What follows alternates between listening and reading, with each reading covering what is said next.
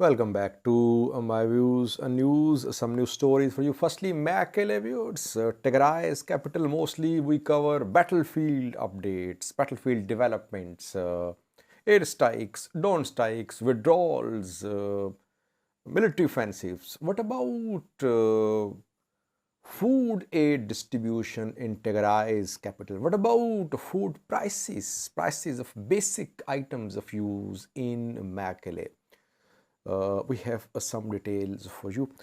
And what was the price of basic items like cooking oil before the start of this third round of fighting in Mekelle? What is the price now? Secondly, we have a new story for you from Amhara region of Ethiopia, where two target killings have happened within the last few days. A government official killed, a Fano member killed too. And thirdly, viewers, Oromo Liberation Army has cut off a main road which links Ethiopian capital with Western Oromia. It links Benishangul Gumuz region with Oromia. Two details for you. Firstly, viewers, Mekelle Tigray's capital. First point is there any aid distribution ongoing in Mekelle? Because we know that there were around 20 to 30,000 metric tons of food supplies stored in Mekelle. Food supplies in WFP and other aid organizations' warehouses. But aid was lying undistributed because military offensives started, air strikes were being conducted, drone strikes were being conducted. Some aid workers were injured, at least one was killed too. A few weeks ago. That is why aid distribution was suspended in Tigray, in most parts of Tigray. What is happening in Mekelle? Is aid reaching the people who are obviously in need of food aid? Yes. World Food Program today confirmed that World Food Program managed to reach around 178,000 people with food in recent days. And secondly, WFP says that in the next 2 weeks, WFP is going to reach around 535,000 people in Mekelle. Remains aid distribution is ongoing. Yes, there are limitations on WFP's capabilities to distribute aid because there is a shortage of fuel, shortage of cash, shortage of food aid as well, because no new supplies have arrived in Tigray since the start of third round of fighting on the 24th of August. But aid is being distributed.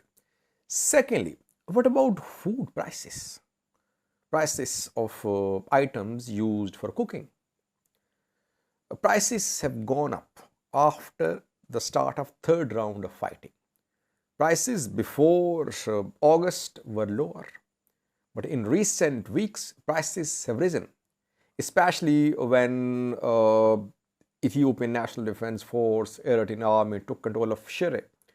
After that, there was a little panic in Mekelle. People thought that ENDF, EDF could reach Mekelle. So prices rose after that.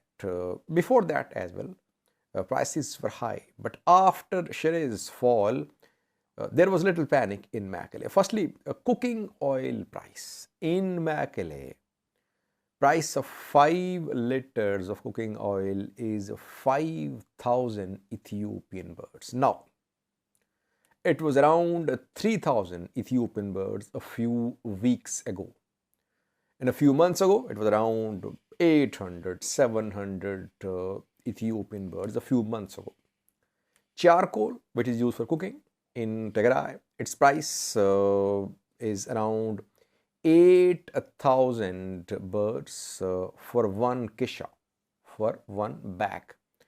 And it was around 1,000 to 2,000 a few months ago.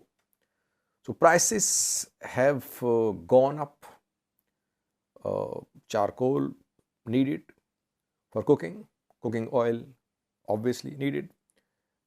And you can now conclude that other items, other food items, other non-food items, their prices have gone up as well.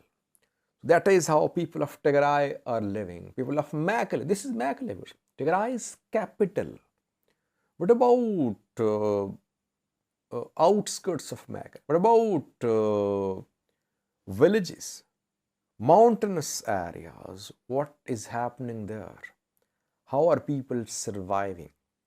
Same is the case in northern Amhara, to the east of Tigray as well, where aid organizations could not reach. They have not been able to reach there, and people are suffering there too. So if this war goes on, how will people of Tigray survive? Obviously, a few thousand metric tons of food aid in Mekelle is not sufficient to feed millions of people in Tigray. If this conflict is prolonged, people of Tigray could face risk of extinction. They could die in thousands, tens of thousands. That is why some solution is needed, immediate solution. No matter how peace is achieved, but peace must prevail in Tigray for the sake of these people. Secondly, viewers, a second news story is about target killings in the Amhara region of Ethiopia. 2 target killings are being reported. First one happened in Bahir Dar, where Bahir Dar city public relations officer, government officer, local government officer, he was shot dead. His name is Benjamin Wande. Circumstances unclear. Who shot him? What was the reason? No clarity. Then in Mekelle, a Fano fighter was killed. His name is Mimar Gatanet. Again, no details. How was he killed? Who killed him? Was it an incident of infighting in Fano?